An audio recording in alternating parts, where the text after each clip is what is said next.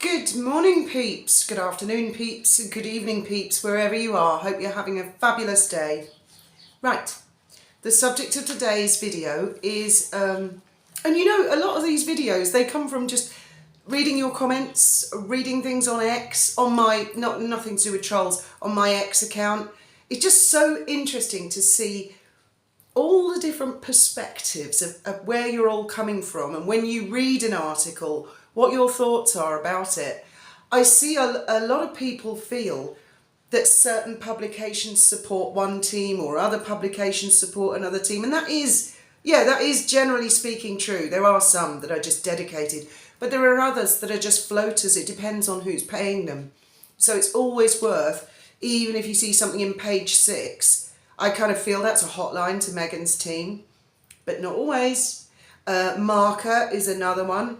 Just keep an open mind, because it depends on which team is paying them, or it may not even be someone paying them. It might just be a frustrated member of staff at Buckingham Palace who think, phone Marcia, phone People magazine, phone whoever. So it's not really a sort of tribal thing from a point of view of a publication. They're a business. They're making money. They are going to follow the clicks. And if they get a tasty tidbit, they're going to print it. Even if they normally go for Meghan's team, if they get something exclusive from a palace, that it's not always the case. Sometimes they just make up shit. But just bear that in mind. The subject of this video is, did Camilla tell Harry to go to hell in a handcart when he went to visit Charles? I'll put a link in the description. It's in Marca. I find it very interesting because, as you all know, I read these things a lot, and I'm looking at the subtleties. What's left in, what's left out, how it's worded, what kind of a source. And to me, this comes across as quite a determined article. So I shared it on my X account, which, by the way, is Avid Gardener and the number 8. I'll put a link in the description. And a lot of people felt it was a puff piece and that it was attacking Camilla. I disagree. I don't think so. I think that whatever was behind that article was far from attacking Camilla. I think she just went up in my estimation even more. Because, right, and before we get to it, I just need to say a very quick thank you to Sussex Police, who, much to my astonishment last night, on my X account, I had, you know, the Oliver Cromwell death threat, want to put a bullet in mine and Graham's heads. They were posting, "You're poisonous, you're toxic," attacking my daughter, and they copied in Sussex Police, Suffolk Police, and the Mail Online. To my astonishment, Sussex Police replied, first time I've ever seen that, and said, "Hi Fiona, are you okay? Do you need to report a further incident? Don't hesitate to call 101. And I replied, and then they replied, and equally to my astonishment, the troll, who we know the identity of, to the standard of proof beyond reasonable doubt, continued taunting Sussex Police with things like, "Nino, Nino, you're knocking at my door." As I've said before, they genuinely don't think it's coming, do they? Not even when the actual police tweet. Right, Camilla. I have to say that, having gone through what I went through with Graham and what Graham went through, I'm sure a lot of you who've ever been under a serious illness or currently are, the last thing anybody wants is to be mollycoddled and to feel left out, kind of like they've been written off. And I dare say the king, being a human being of flesh and blood, is no different. And Camilla, being a human being of flesh and blood, is no different. Yes, what they're going through is trying. Yes, the king is thrilled with all the lovely messages, as we were, because that makes a huge difference. You have no idea what a difference that made. All of your prayers and thoughts. So I know how he and Camilla and the rest of the family will be feeling. But I mean, in the same breath, you mustn't wrap people up with cotton wool. Like, they mustn't ever hear anything bad. They mustn't ever hear a naughty joke, dirty joke. They're ill. Wrap them up in cotton wool, because that would, well, I believe that would bring them down very quickly, and we didn't do that at all. Graham loved being in on a bit of gossip. He loved hearing about things that are good, things that are bad, and being treated as normally as possible. So although I do understand people commenting and saying it's a puff piece sugar shit stirring exercise, I don't think it is. And pointing it out, I certainly don't think it is. There were people I growled at during Graham's illness, not family members, but there were people that I was like, not now. And putting myself in Camilla's shoes, I can well believe her saying to Harry, back off, this is not happening. I can well believe it, and I support her in that. And I can even see the late Princess Diana standing right behind her, by her side, agreeing, enough is enough, Harry. Back off. So I can well believe in the Marca article, which suggests that he was warned, that the majority of the family, mostly Camilla and William, want the titles gone, want the line of succession finished, want an official public wrapping up statement of affairs, finished, done, dusted. You made your bed, you lay in it.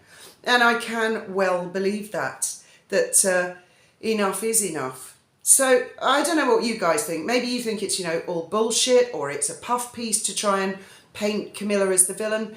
In my eyes, personally, it does far from that. It does not paint her as a villainess at all. It paints her as a concerned wife who's trying to help her husband get through something, on top of all the other royal and legal affairs that go on, and that you can't just throw a tantrum and kick off all over the place and literally all over the planet on which we all live, and then come back, big PR stunt, big flounce and bounce, here I am, I'm here to save the day. As if anybody needs Harry Windsor to waltz in and save the day. Good God. The thought of it. Right, that brings me to the next part, which is about the video yesterday, defining moments. I haven't read all of your comments because there are so many, but I got a general theme that the curtsy on Netflix was, for a lot of you guys, that was it. The mocking tone, I know. Now, I remember when I saw it at the time, I spoke to someone and they really felt that Harry was sort of sniggering and encouraging her. Again, it's interesting how we all see the same thing but have different takes on it.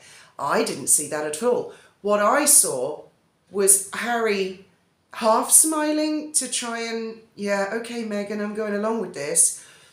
But in his eyes, he was really like, oh my God, I can't believe you're doing this. And he was horrified and he didn't like it. That's not to defend him too much, but I say that for what it's worth, that I do feel Harry found that a step too far. Literally, the expression we would use in English in England is taking the piss out of the late monarch, out of the institution, out of an entire country's heritage. How would she feel if Harry started doing a mock of the American national anthem and skipping about, being silly in an American flag? How would she feel about that? Or if he started to mock, I don't know, Joe Biden, who she was encouraging everybody in the 2020 election, not getting political, but how would she feel if it was something, or I don't know, he was mocking Barbie or whatever? Daniela Elser, who is a journalist, has written a really interesting article today. I love Daniela Elser. She does a good long piece, a good thought-provoking piece. I'll put a link in the description.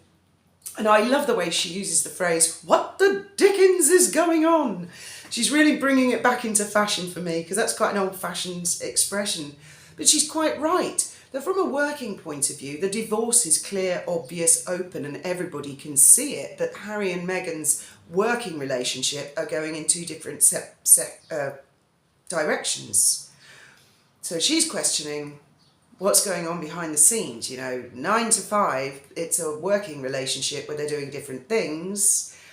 And she talks about how Meghan has got all these little projects, like Little Lemonadia, no one ever heard of, and a little bit of this and a little bit of that, and depicts a rather bored Harry at home trying to fill his hours, what he's actually going to do, because Invictus isn't going to take up every single waking moment of his life, is it? And it's a really interesting read, and I love Daniela's take on it. She's quite spicy as well. So I want to include that for what it's worth. And the last part of this that I'd like to come to is, yes, I am still pursuing the connection between certain trolls and Sarah Data, because I have established a connection between Sarah Data and Boozy, and of course there's the connection between Boozy and Meghan and Harry, thanks to their Netflix docuseries, of which they had full editorial control. My last piece of the puzzle is coming into focus. But what I would like to say is, I do read the odd comment, not from regular guys like you or members of this community who try and dictate what I should and shouldn't talk about on the channel.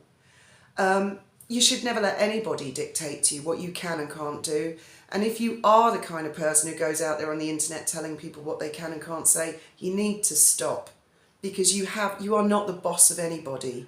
You are a participant. We are all equals, or we all should be equals on the internet. And I'd also like to say, I hope I don't come across as the sort of person who's afraid to speak their mind. I think everybody watching this channel knows that by now.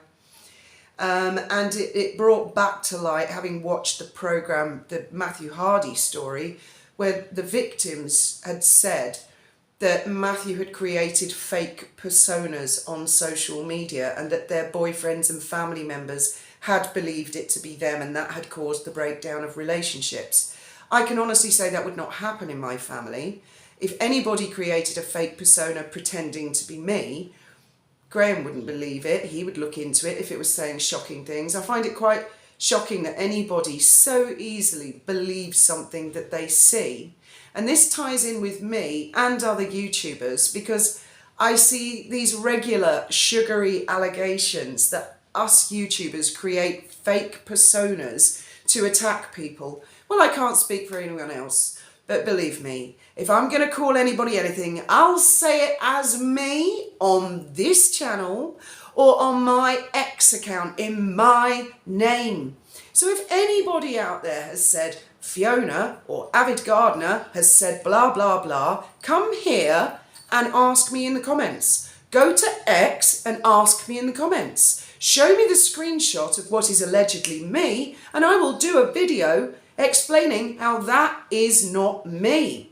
And try not to be sucked in or so gullible as to believe ridiculous allegations. Once again, I'd like to thank Sussex Police. It really is incredulous what we're watching at the moment. It's a full-blown meltdown, and I am sorry if people aren't going to get their bonuses from Sarah Data. Sorry. Never mind. As always, thank you very much for listening, and I look forward to hearing your thoughts and opinions in the comments below. What on earth do you think happened in that 12-minute meeting? And I do know that other YouTubers such as Lady C have suggested what did, but I want to hear what you think happened, as opposed to, because I know sometimes people say, not Lady C, another YouTuber said this, therefore it is fact, it is written in stone, you know, like Moses on the mountain. That is not necessarily the case. I'm not saying other YouTubers have got something wrong, but they may just be seeing one angle of the picture, where there may be other angles of the picture to look, so you can get a very well-rounded. So, I mean, feel free to say those sorts of things. They don't sort of grab my attention as much when people say, well, actually, this happened because so-and-so said that, and that is a fact. It's a bit like what I was saying, don't necessarily believe everything, and certainly don't believe every word that I say, or even any words that I say. Have a fabulous day.